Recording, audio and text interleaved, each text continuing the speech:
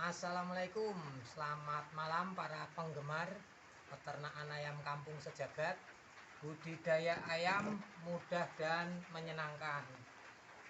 Nah, baru sempat lagi kan bikin video. Begitulah awalnya kita main ayam, pusing dengan bagaimana mengefisienkan pakan. Bertemulah dengan Maggot BSF. Akhirnya untuk budidaya Maggot BSF kita butuh sampah. Ambil sampah itu nggak cukup sampah organiknya tok, harus kita ambil sampah semuanya. Nah, akhirnya kita mengelola sampah sampai ya kayak gini, lumayan. Tambah pengetahuan, tambah pengalaman, tambah peduli sama lingkungan, sehingga bikin video aja nggak sempat. Tapi seperti video sebelumnya, kita akan coba untuk melanjutkan video sebelumnya dengan media tetas telur Maggot BSF. Apa sih yang paling efektif untuk menetaskan telur lalat? Nah, kita sudah siapkan semuanya. Dari serangkaian percobaan kita mulai dari menetaskan telur lalat itu dengan buah, dengan sampah, dengan ampas kelapa, ampas tahu, dan macam-macam organik lainnya. Ternyata efek daripada pertumbuhan baby larva itu yang paling bagus adalah pakai pur ayam, atau kalau kita boleh nyebut merek, saya pakai BR1 Comfit. Nah, seperti apa cara menetaskannya nanti akan kita trial, kita contohkan di sini biar teman-teman juga nggak harus gagal-gagal lagi, langsung sukses untuk menetaskan telur lalat BSF. Yang gagal biar saya aja, jenengan nggak usah. Di video yang keberapa saya lupa, tapi pernah kita bikin tutorial untuk menetaskan telur lalat BSF. Waktu itu kita dengan media dedak atau bekatul. Tapi dengan media bekatul ternyata pertumbuhannya itu lebih lambat. Nah, kita trial, kita coba dengan yang lain-lain, ketemulah yang paling efektif ini, kita pakai pur ayam. Nah, seperti apa? Langsung kita contohkan. Ini pur ayam, kita akan menetaskan telur itu 10 gram. Nah, biasanya kalau kita beli telur lalat itu bungkusnya biasanya pakai mika atau pakai botol apalah yang biasanya punya tutup rapat. Nah, ini telur lalat 10 gram. Ini air biasa. Ini ada setrimin, ada daun. Ini BR-nya, terus sama ini dedak keringnya. Nah, saya pakai nampan ini ukuran apa ya? 40-25 kalau nggak salah, ketinggiannya 10 cm. Nah, kenapa harus dalam? Ya nanti kalau pas dia menetas kan dari 10 gram ini jadi banyak. Nah, nanti kalau nggak dalam, cuma yang pendek itu bisa lari, kabur. Langsung aja. Nah, ini pur ayam atau BR, saya biasa paling enak tuh ditaruh di pojokan. Ini saya belum bawa pengaduknya, tak ambil pengaduk dulu. Bentar, ini bisa dilihat.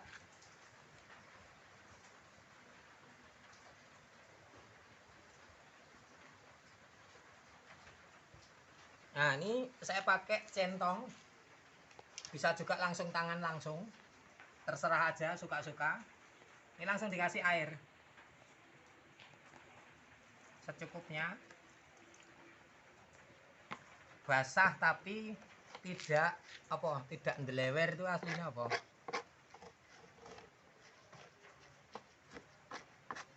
Nah, kurangi kadar air yang terlalu berlebih, karena nanti kalau airnya sampai lambah-lambah atau banjir, itu baby larvanya cenderung kabur.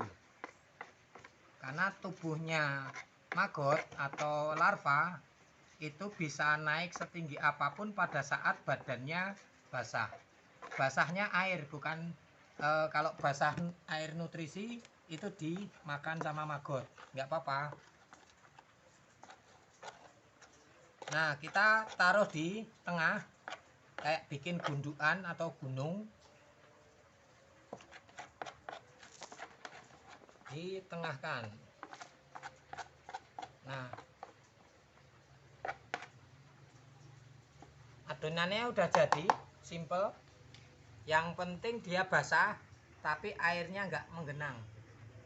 Karena secara prinsip maggot BSF itu menyerap cairan, bukan makan krok-krok gitu. Dia hanya menyerap cairan. Jadi nanti kapan dia membutuhkan pakan, pada saat medianya ini mengering.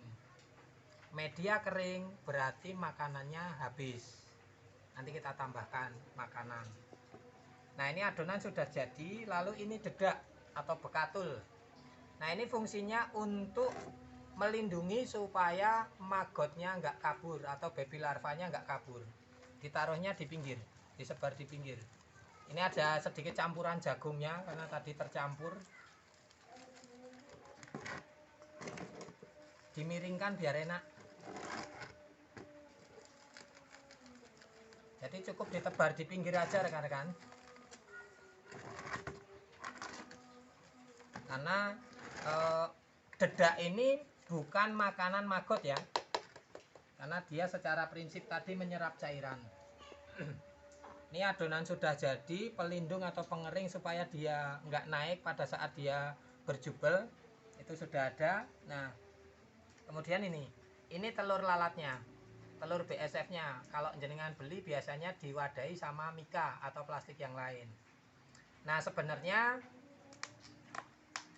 untuk menetaskan telur lalat itu nggak boleh basah, harus tetap kering telurnya.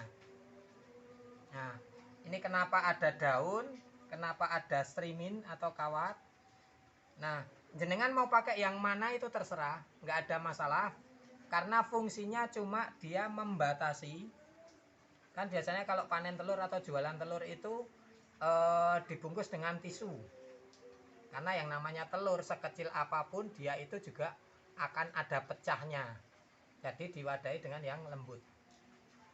Nah, strimin ini memiliki fungsi memisahkan antara adonan yang basah itu dengan tisu. Nah, nanti cukup ditaruh kayak gini aja udah selesai. Nah, kalau strimin nggak punya, cukup dari wadahnya tadi ditaruh kayak gini aja. Nah, dia nanti akan menetas, akan naik sendiri, dia akan mencari makanan. Nah, fungsinya kan sama. Ini plastik ini melindungi supaya tisunya nggak basah kena adonan. Taruh aja. Nah, atau dengan daun misalnya jenengan cuma dapatnya seperti apa. Nah, daun ini juga bisa. Dah kayak gini. Yang penting tisunya nggak sampai basah, melindungi tisu dari kebasahan. Nah, karena sudah ada mika, ya sudah, saya pakai mika aja.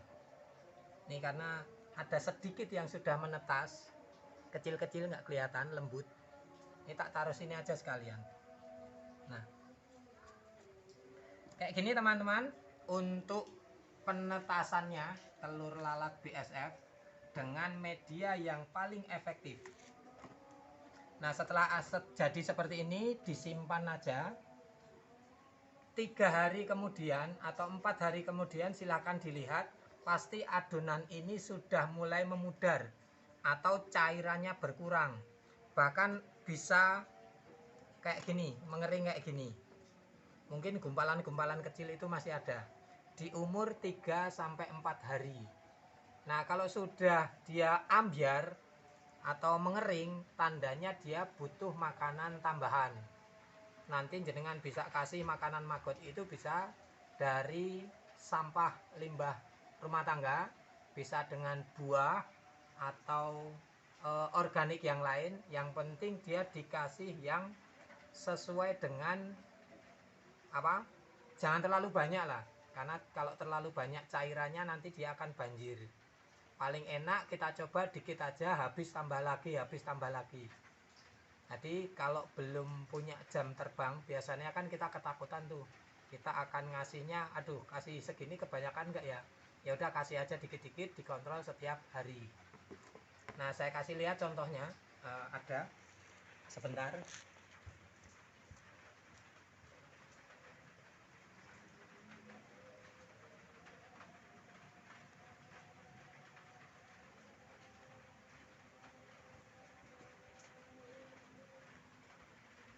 Nah, ini penetasan yang kurang lebih usianya 5 hari. Ini kalau ini udah pudar semua. Tadi habis kita kasih makan. Ini anak tadi makan nggak habis, pakai sayur. Ada nasi, sisa nasi. Nah, ini umur 5 hari. Kita pakai medianya BR kemarin. Nah, besok pagi sebenarnya ini sudah siap tebar. Tapi saya biasanya nunggu 7 hari karena saya main siklus. Jadi setiap hari itu menetaskan panen telur, setiap hari menetaskan, dan setiap hari menebar bibit. Jadi sudah ada siklus, setiap hari juga panen maggot BSF. Nah, nanti kalau sudah ini habis makanannya, mengering di umur 7 hari, itu siap disebar ke biopon. Nah, begitu untuk media tetas BSF yang paling efektif saya videokan kali ini pas lagi sempat. Alhamdulillah bisa kita sambung lagi di video berikutnya, bagaimana sih cara yang efektif juga pada saat nanti kita sudah punya baby larva yang siap tebar di biopon. Nanti di tempat pembesaran maggot kita coba buatkan videonya pakai apa yang paling efektif untuk penebaran pertama sampai pembesaran sampai panen. Nah, mudah-mudahan minta doanya lagi disempatkan nanti bikin video buat panjenengan. Demikian, banyak salah kata atau sesuatu yang kurang berkenan di hati panjenengan, saya mohon maaf yang sebesar-besarnya. Saya akhiri, wassalamualaikum warahmatullahi wabarakatuh. Salam sukses ternak maggot. Oh iya, lupa. Ini belum diperlihatkan telur lalatnya. Nih. Nah, mau dilipat kayak gini. Taruh bisa. Mau dibundel kayak pocongan kayak tadi bisa. Nggak ada masalah. Karena nanti si baby larva dia akan merambat sendiri nyari makanan. Susulan ya. Sampai bertemu lagi.